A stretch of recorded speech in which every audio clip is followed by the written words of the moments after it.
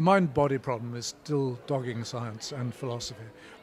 Many people believe that it represents the most difficult problem still left for human beings to explain. What we mean by the mind-body problem is how to explain the fact that human consciousness, our direct experience, let's say most obviously through sensation, the redness of red, the saltiness of an anchovy, the searing pain of a burn, that those qualitative experiences are being produced by the material substance of the human brain. One side with the equation we seem to have this magical phenomenon of consciousness. On the other side we've just got neurons, electrical discharges, chemicals washing through the substance of the grey matter and so on. How can one produce the other? McGinn's put it very dramatically.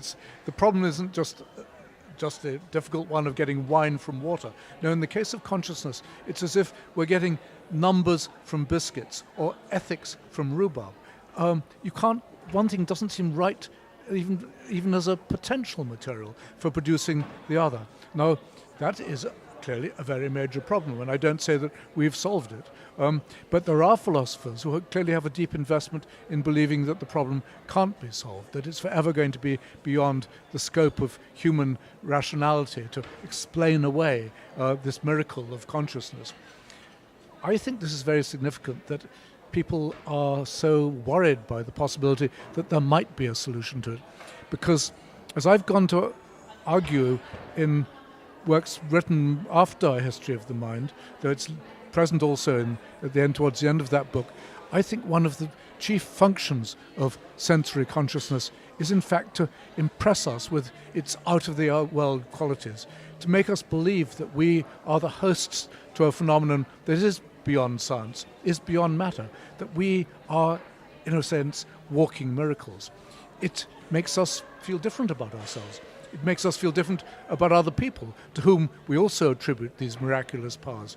We are a society of people who possess this soul-like ability to transcend matter. Now, that's big stuff, and I think it's made a dramatic difference to the history of our species. It's, in fact, the idea of the soul, which follows from sensory consciousness, is entirely based, I think, on what we originally discover in ourselves, has transformed human society, and for the most part, entirely for the good. I'm not talking about the later manifestations of religion and so on, which, in a sense, I think have actually tended to play against innate human spirituality. But spirituality, founded on consciousness, has been the making of humankind.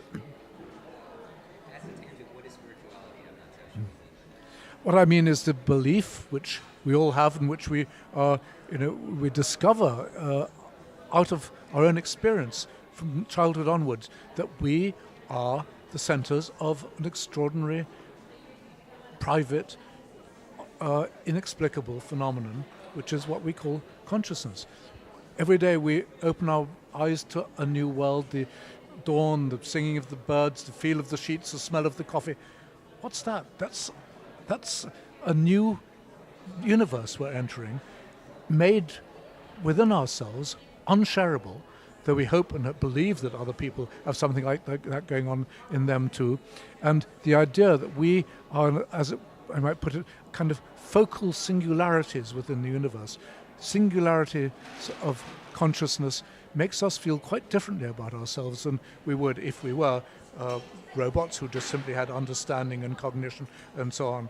Now, I use the word spirituality to try and capture that, the sense that we are quite special, and we're special because we are hosts to this out-of-the-world phenomenon. In ordinary language, the human spirit or the soul.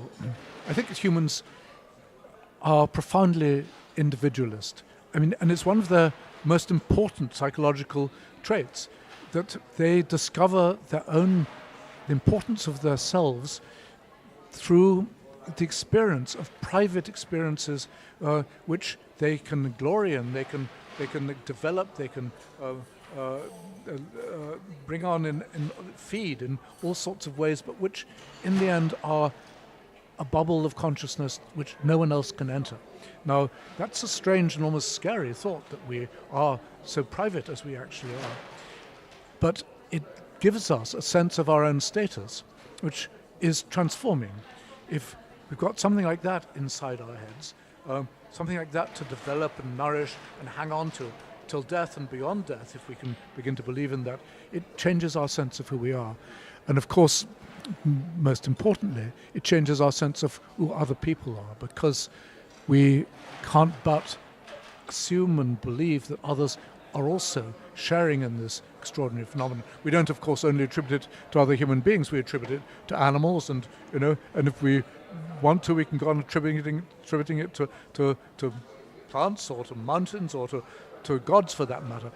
Whenever we do that, though, although it's pushing the metaphor perhaps too far, it's changing our relationship with the world in ways which can be hugely productive. A farmer who believes that his fields in some way have their own soul, someone who looks at the dawn and believes that the universe is a living presence, can actually, it changes the way in which they interact with it and the sense of what they can achieve and why it's worth achieving. Now, those impulses have, of course, been captured and, in some sense, subjugated by religious systems who've been parasitic on human spirituality. But I think that in its early days, and of course it's still present in us, this sense of ourselves as creatures who live in some sense outside the world as well as within it has been one of the most extraordinary accomplishments of human genius. I mean, the problem about having a soul, which matters so much, is that to the extent that we invest everything we've got into the continuation of our own self and this phenomenon, which of course disappears every day for a few hours but comes back, but which we believe, partly because we've had this experience, we're always coming back. We believe and hope that we can in fact go on living forever. That has been the driving force of a lot of human achievement over everything, over the whole history of humankind. It's a mistake, it's an illusion, of course, but it's an illusion which nonetheless has had extraordinary creative outcomes.